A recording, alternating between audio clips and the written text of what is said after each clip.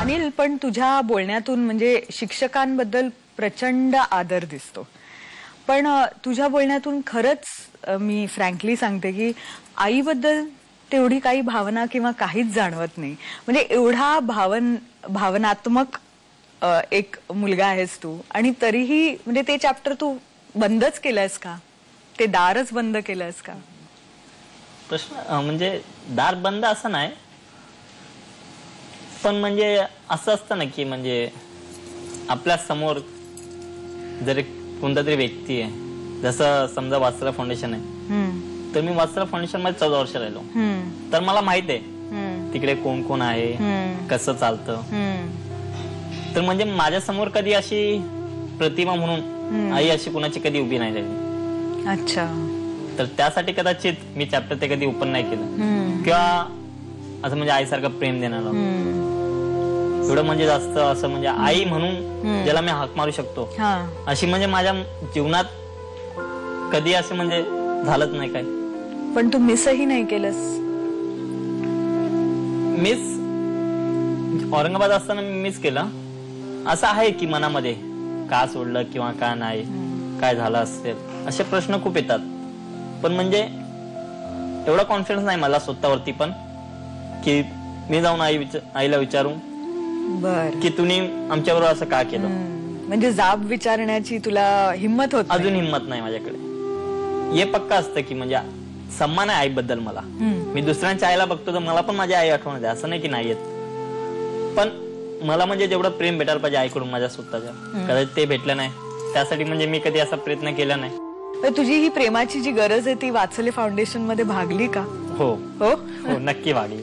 तर असं म्हणजे मी सांगू शकतो की मला जे पण भेटलं म्हणजे आई वडिलांचा प्रेम ते मला वात्सल्यानं दिलं. बरं, इकडे तुझे इतर पण काही मित्र आहेत, त्यांनाही मी विचारू इच्छिते की त्यांचे वेगवेगळे म्हणजे तुझं वेगळं व्यक्तिमत्व आहे, त्यांचं वेगळं आहे, त्यांचे काय अनुभव असतील वात्सल्य फाउंडेशनचे. तू पण लहानपणापासूनच वात्सल्य फाउंडेशन मध्ये? हो. मग तुझे काय काय अनुभव होते? तू असाच मृदू आहेस का तू वेगळ्या पद्धतीने वाढलास? मी पण असंच सारखं आहे की माझे जे आई आणि वडील आहेत ते म्हणजे आई मला सोडून पळाली, आणि जे वडील आहेत ते होते मध्ये वात्सल्यामध्ये भेटायला आलेले, पालघरमध्ये पण भेटायला आलेले. पण नंतर म्हणजे 9 वर्ष झाले, आता 9-10 वर्ष झालेत, पण ते आतापर्यंत आले नाही परत भेटायला.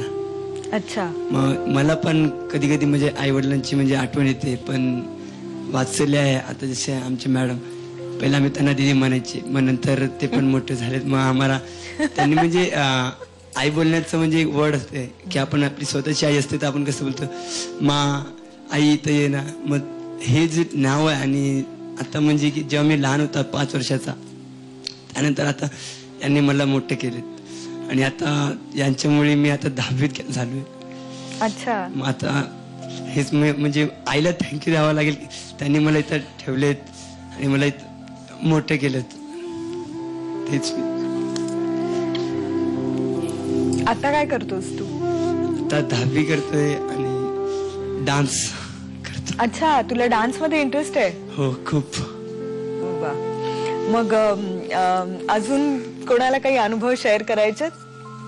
ऐसे तो मेरा बैकग्राउंड थोड़ा डिफरेंट है कि एक्चुअली मैं कोलकाता से हूँ, I am from Bengal. Okay. And मैं घर छोड़ के आया था. अच्छा, कितनी उम्र थी आपकी? तभी मैं शायद 8 या 9 साल का था. ऐसे जस्ट ट्रेन में चढ़ा था, गलती से गलत ट्रेन में चढ़ा और गलत जगह पहुंच गया. अच्छा. थैंक गॉड कि मुझे जो रास्ते पे जो सोशल वर्कर्स रहते, चाइल्ड लाइन के सोशल वर्कर्स है, उन्होंने मुझे वात्सल्य में रेफर किया. अच्छा. देन वात्सल्य ने जो प्यार दिया, जो ये खुशी दी, उसके बाद हमने वात्सल्य में पढ़ाई किया, क्योंकि वात्सल्य हमेशा हमें एक ही चीज सिखाती कि तुम हमेशा अपने लक्ष्य की तरफ बढ़ो, पढ़ाई करो. मोस्टली हमें पढ़ाई की तरफ दिया जाता है और हमें जो पसंद रहता है उसके ऊपर हमें ये पोजीशन दिया जाता है. तो हमें बचपन से हमें पढ़ाई के ऊपर बहुत शौक था. अनिल भी हमारे साथ था, हमसे भी हम देखते थे उसको कि वो भी हमेशा पढ़ता था, हमें भी मन करता था कि हम भी हमेशा पढ़े. अच्छा. तो उसके बाद हम भी पढ़ाई किए और हमारे साथ जो हमारे ग्रुप में थे सब के सब पढ़ाई, कुछ किसी न किसी अच्छी जगह में सब कुछ कर रहे हैं. तुझंही अभिनंदन आणि शुभेच्छा पुढच्या कॉलेज आणि सगळ्यासाठी. पण अनिल, आता आपण ताज प्रेसिडेंट कडे वळूया. तर आता तू इंडियन किचन मध्ये काय सांभाळतोस? आम्ही साधारण बँकवेट मध्ये काम करतो, ते मोस्टली ते पार्टी किचनच आहे. बरं बरं. तर आम्ही साधारण असे 200-300 पॅक्स पण असले ना, 500 पॅक्स पण असले तरी आम्ही काम करतो म्हणजे मोस्टली. आणि मग त्यानंतर मी साऊथ इंडियन शिकलो. अच्छा. तर अप्पम म्हणजे पार्टीचा क्राऊड असेल ना, अप्पम, तर मला अप्पम बनवायला खूप आवडतं. कारण ते कढाईचा अप्पम आणि सर्व लोक असे बघत असतात. अच्छा. आणि थोडा वेळ अप्रिशिएट करतात ते. अप्रिशिएट करतात. आणि मग थोड्या नंतर विचारतात, काय काय लोक असं असतात म्हणजे त्यांचे एक्सप्रेशन बघून ना आम्हाला स्वतःला कधी कधी ते असं बोलतात, डोसा आहे डोसा. अप्पम बघून म्हणतात डोसा आहे. बोललो ना sir, it's a Kerala dish, it's appam. Okay, it's appam, give to me. तर मग नाही, खरोखर म्हणजे जे काम करताना ना खूप इंटरेस्ट येतो. बर. आणि तिकडचे लोक पण म्हणजे खूप, जे आमचे शेफ लोक आहेत ते खूप छान आहे. म्हणजे माणसाला प्रोत्साहन करण्यामध्ये ना म्हणजे त्यांचा खूप भार असतो. तर मी म्हणजे जे पण म्हणजे शिकलो ते माझ्या शेफमुळे शिकलो सर्व. बर. तर खूप आनंद वाटतो. आणि तुझ्या भावाला तुझा अभिमान वाटतो? भावाला खूप वाटतो. तो म्हणजे कुठे पण असो पण मला फोन करतो. म्हणजे आई बाबांचा सहवास नाही, मार्गदर्शन नाही, तरीही न भरकटता, तोल न घालवता पुढे चाललेल्या अनिलची भविष्याबद्दलची काय स्वप्न आहेत ती जाणून घेऊया. पण भविष्याकडे वळण्याच्या आधी मी स्वाती तुम्हाला विचारू इच्छिते की तुमच्या संस्थेत ही सगळी लहान मुलं किंवा इव्हन मोठी मुलं जी येतात ती कशी येतात? कोण आणतं त्यांना? कधी ते स्वतः येतात, मुलं स्वतः येतात? मुलं स्वतः येतात. बरं. कारण त्यांना ते आझादी जी आहे, फ्रीडम जी आहे, त्यांना वाटतात काय ते घरचं जे परिस्थिती आहे ते खूप मोठं आहे.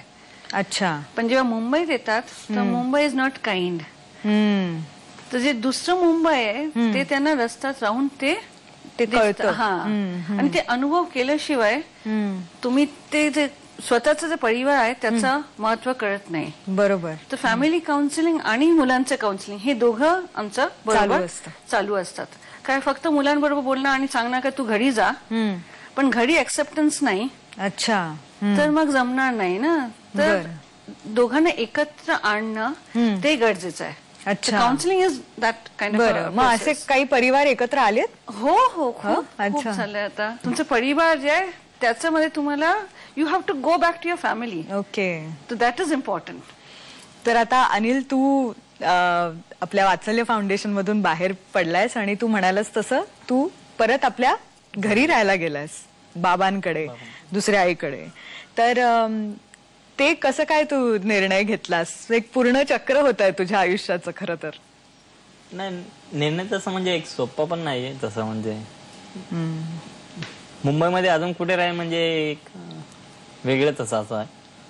तर कचे मी बाबांकडे राहिलं तर जास्त चांगलं उलट. तू थेट जाऊन त्यांना विचारलंस का? हा, म्हणजे की माझे अजून पूर्ण झाले आणि आता म्हणजे संस्थेचा जे नियम आहे त्याच्यानुसार ते मला म्हणजे काही वर्षानंतर तर तुमच्याकडेच मला यावं लागेल परत. तर मी सांगितलं त्यांना. तर बाबा बोलले काही प्रॉब्लेम नाही. अच्छा. म्हणजे तू येऊन राहा. बर. तर माझ्या आधी माझा भाऊ गेलेला. म्हणजे तुझा मोठा भाऊ गेला होता? हा, म्हणजे माझ्या आधी तो राहायला गेलेला घरी. तो पण असा बेधडक जाऊन त्यांनी बाबांना बॅग बिग घेऊन बेधडक घरी गेला. आणि बाबा पण कदाचित आश्चर्य झाले असेल की म्हणजे अचानक मुलगा म्हणजे घरी कसा आला न सांगता काय. तुम्हाला विचारते की जेव्हा अनिलचा मोठा भाऊ सुनील तुमच्या घरापाशी सगळी बॅग घेऊन आला तेव्हा तुमची काय प्रतिक्रिया होती त्याला? तरी पण जरा खास करून हे होते. तर मुलगा आला, म्हणलं मोठा, काय झालं, काय नाही, काय केलेस, कपडे बिपडे करून आलेस काय, शाळेमधून काढले काय? अच्छा. विचारलं. बोलले नाही पप्पा, सुट्टी दिलेली. अच्छा.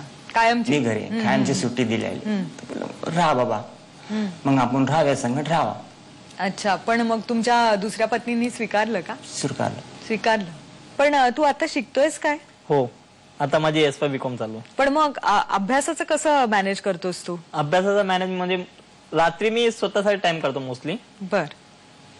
आणि मग वाचायला, नाहीतर प्रॅक्टिकल आपला अकाउंट असेल ते सोडत बसायचे. अच्छा. तर अभ्यास म्हणजे कारण अभ्यासामुळेच कदाचित मी एवढ्या वरती आलोय.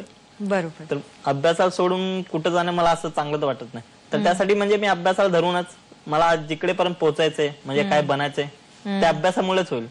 बरोबर. तर त्यासाठी.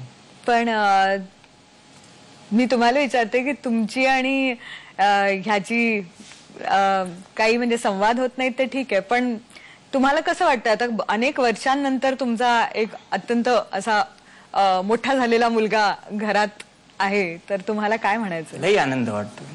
आनंद वाटतो. कुठे पोचलाय हे बघून खूप आनंद वाटतो. आमच्या पिढीमध्ये ते कोण मोठी सीडीवरती गेले नाहीत अजूनपर्यंत. अच्छा. खूप आनंद वाटतो.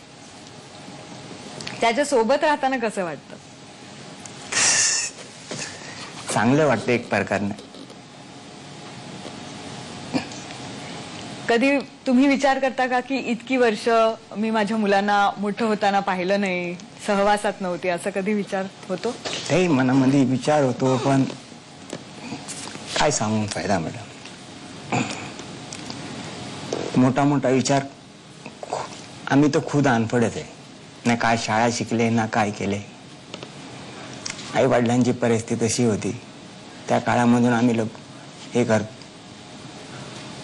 पण आता जे माझे मुलं शिकून वरती शिडीवरती एक एक शिडी चढून, अजून पण माझा आशीर्वाद आहे की वरतीच जावा वाजून. आमच्या घरामध्ये अजून कोण शिकलेलं नाही. अनिल, तू जर घरीच राहिला असतास तर कसं आयुष्य झालं असतं, असं तू कधी विचार करतोस का? खूप वेळा विचार करतो. म्हणजे आसपासचे जे मुलं आहेत त्यांना बघून की मोस्टली मी बघितले असे, म्हणजे आमच्या इकडचे जे मुलं आहे ते मोस्टली असे डायव्हर झाले कोण तर तर मोस्टली म्हणजे त्यांचे शिक्षण जे आहे ते अपुरंच राहिले. आणि तू आपल्या वात्सल्य फाउंडेशन मधले जे दिवस काढलेस त्याच्याकडे जेव्हा बघतोस तेव्हा काय पद्धतीने बघतोस? नाही, मला खूप आनंद होतो म्हणजे आठवण करताना की मी खरोखर जर मी वात्सल्यामध्ये गेलो नसतो तर कदाचित मी आज ज्या मुकामावरती आहे ते मला भेटलंच नसतं कदाचित. म्हणजे मी जर घरी असतो यावेळी तर कदाचित मी पण एक कोणत्या तरी नॉर्मल ड्रायव्हर किंवा काहीतरी असंच काहीतरी बनलो असतो. अच्छा. म्हणजे एक कुक म्हणून किंवा एक शेफ म्हणून ताजमध्ये कदाचित असं स्वप्न म्हणजे खूप दुर्मिळ स्वप्न आहे ते, म्हणजे खूप कमी लोकांना मिळतं ते. म्हणजे ते असं मोठा बनण्याची प्रक्रिया चालू होते आयुष्यामध्ये. म्हणजे मला जे पण भेटलं म्हणजे माझ्या आयुष्यामध्ये ते स्वाती मुखर्जी आणि वात्सल्य फाउंडेशन मुळेच भेटलं. आणि आता तू भविष्याकडे कसा बघतोस? काय काय स्वप्न आहेत तुझी? स्वप्न तर म्हणजे माझी तर खूप मोठी आहे पहिल्यापासूनच. तर म्हणजे मुंबईमध्ये एक फ्लॅट, मग 5-6 वर्षानंतर लग्न, आणि तेव्हा पण शिक्षण. ऍक्च्युअली मला शेफ बनायचं आहे, पण शिक्षणामध्ये मला MBA इन HR किंवा बरोबर परचेस असं एक डिग्री घ्यायची. अरे वा. आणि एक चांगली फॅमिली. म्हणजे चांगली फॅमिली ही संकल्पना तुझ्यासाठी वेगळी असेल इतर लोकांपेक्षा, तर ती कशी बघतोस तू? वेगळी म्हणजे माझं लग्न होईल, माझी मुलं होती, तर त्यांच्यासाठी म्हणजे जसे मी दिवस काढले बरोबर त्रासमध्ये, किंवा मी तर कदाचित वाचल्यामध्ये जास्त मला एवढं जास्त त्रास पण नाही काढावं लागले. बरं. पण जे लोक म्हणजे जास्त स्ट्रगल करतात आपल्या लाईफमध्ये, तर मी जसं केलंय तर मला वाटतं की म्हणजे जे पण असं म्हणजे होईल ते चांगलं एकदम. म्हणजे जसं बोलतात ना की मला हे पाहिजे तर म्हणजे त्यांच्यासमोर हजर होईल. खरंच तुमच्या सगळ्याच छोट्या मोठ्या सगळ्याच स्वप्नांसाठी खूप खूप शुभेच्छा आमच्यातर्फे. आज आपण बघतो की अत्यंत खात्यापित्या घरची पण मुलं खूप क्षुल्लक कारणावरून आत्महत्येकडे वळतात, आणि तरीही इतकं सगळं होऊन सुद्धा, कुटुंबाची साथ न मिळून सुद्धा, वात्सल्य फाउंडेशन सारख्या खरंच वात्सल्यमय एका संस्थेमुळे तुला जो सकारात्मक दृष्टिकोन मिळालाय आणि तो तू खरंच आपल्या आयुष्यात कसा वापरलास, ती आमच्या प्रेक्षकांसाठी प्रेरणा आहे. आणि तुमचे जे इतर मित्रही इकडे आलेत तेही एक प्रेरणा आहेत सगळ्याच यंग लोकांसाठी. तर तुम्ही आमच्या स्टुडिओमध्ये आल्याबद्दल खूप खूप धन्यवाद. तुमची सर्वांचीच स्वप्न साकार होत हीच मनापासून इच्छा. Thank you very much. अशाच आयुष्यातल्या वेगवेगळ्या रंगाच्या गोष्टी घेऊन आम्ही पुन्हा येऊ. पाहत रहा विवेल सोप्स प्रस्तुत याला जीवन ऐसे नाव.